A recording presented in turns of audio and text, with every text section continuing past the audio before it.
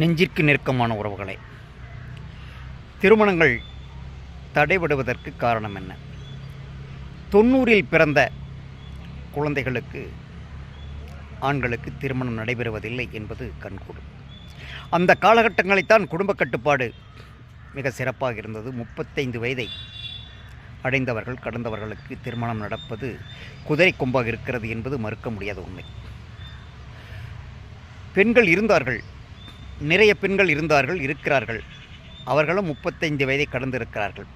அவர்களை திருமணம் செய்யாமல் இருப்பதற்கு காரணம் வேறு. ஆனால் நிறைய ஆண்கள் 35 வயதை கடந்தவர்களுக்கு பெண்களுடைய எண்ணிக்கை, பிறப்பு விகிதம் குறைந்த காரணத்தால் தான், ஆண்களுடைய சதவீதம் அதிகமான காரணத்தால் தான் பெண் கிடைக்காமல் இருக்கிறது.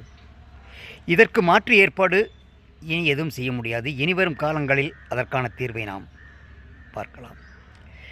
பெண் பிறந்த உடனேயே அதற்கான தேடல்களை, அதற்கான தேவைகளை, அதற்கான கணவன்மார்களை, அதற்கான சொந்த பந்தங்களை தேட ஆரம்பித்து விடுகிறார்கள். ஆனால் ஆண்களை பெற்றவர்கள் 20 வயது வரை என்ன தொழில் செய்கிறான், என்ன படிக்கின்றான், அவனுக்கான தேவைகள் என்ன, அவனுக்கான வீடு, தோட்டம், துறவு, படிப்பு, வேலை, எதையுமே அவனை பற்றி நாம் கண்டுகொள்வதில்லை. நமக்கென்ன பையன் இருக்கின்றானே என்று அலட்சியமாக இருக்கிற காரணத்தால் தான் இன்று 35 வயதை கடந்தவர்களுடைய திருமணமாகாமல் இருப்பதற்கு ஒரு காரணமோ என்று தோன்றுகிறது. ஆம் உறவுகளை, தேடுங்கள். உங்கள் எண்ணம் ஒத்தவர்களை தேடுங்கள். தேடினால் கிடைக்கும். நமக்கு இன்னும் வசதியான மாப்பிள்ளை வேண்டும், இன்னும் வசதியான பெண் வேண்டும் என்று தேடாமல், நம்மை விட வசதி குறைந்த பெண்களை தேடுங்கள், ஆண்களை தேடுங்கள். உங்களுக்கான தேடல்கள் என்பது வேறு விதமாக இருக்கலாம். ஆனால் காலத்தினுடைய சூழ்நிலை, வயதினுடைய சூழ்நிலை, வாழ்க்கையினுடைய எண்ண ஓட்டம் இவையெல்லாம் மாறிக்கொண்டிருக்கிறது. இருக்கிற காலம் மிக குறைவு. 100 ஆண்டுகள், 120 ஆண்டுகள் அன்று நம் பெற்றோர்கள், பெரியோர்கள், சான்றோர்கள் வாழ்ந்தார்கள். என்னுடைய வயது 60 வயது. அதற்கு மேல் உங்களால் உயிரோடு இருந்தாலும் கூட ஓடி ஆடை நோயின்றி வாழ முடியாது. ஆம் உறவுகளே, 35 வயதில் திருமணமாகாதவர்கள் தனக்கு எந்த வகையில் எப்படி பெண் கிடைக்கிறதோ அந்த பெண்ணை தேர்ந்தெடுத்து சோதிடத்தை சற்று ஒதுக்கி வைத்துவிட்டு திருமணம் செய்ய முயலுங்கள்.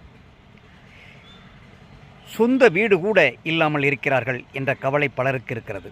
நான் பார்த்தேன், பையன் நன்றாக இருக்கிறான், 1 லட்சம் ரூபாய் சம்பளம் வாங்கிறான், ஆனால் அவன் வீட்டுக்கு சென்றால் ஒரு வீடு கூட இல்லையே என்று கவலைப்படுகிற பெண் வீட்டாரை எண்ணும் பொழுது நமக்கும் சற்று வருத்தமாகத்தான் இருக்கிறது. நேற்று ஒரு பெற்றோருடன் பேசினேன். அவனுக்கு எதுவுமே வேண்டாம், ஒரு வீடு மட்டும் இருந்தால் போதும். 1.5 லட்சம் ரூபாய் சம்பளம் வாங்குவதாக சொல்கிறார்கள், ஒரு வீடு கூட இல்லையே என்றவர் கவலைப்பட்டார். உறவுகளே, ஆண்கள் தம்மை வடிவமைத்துக் கொள்ள வேண்டும், தன்னை மாற்றிக்கொள்ள வேண்டும்.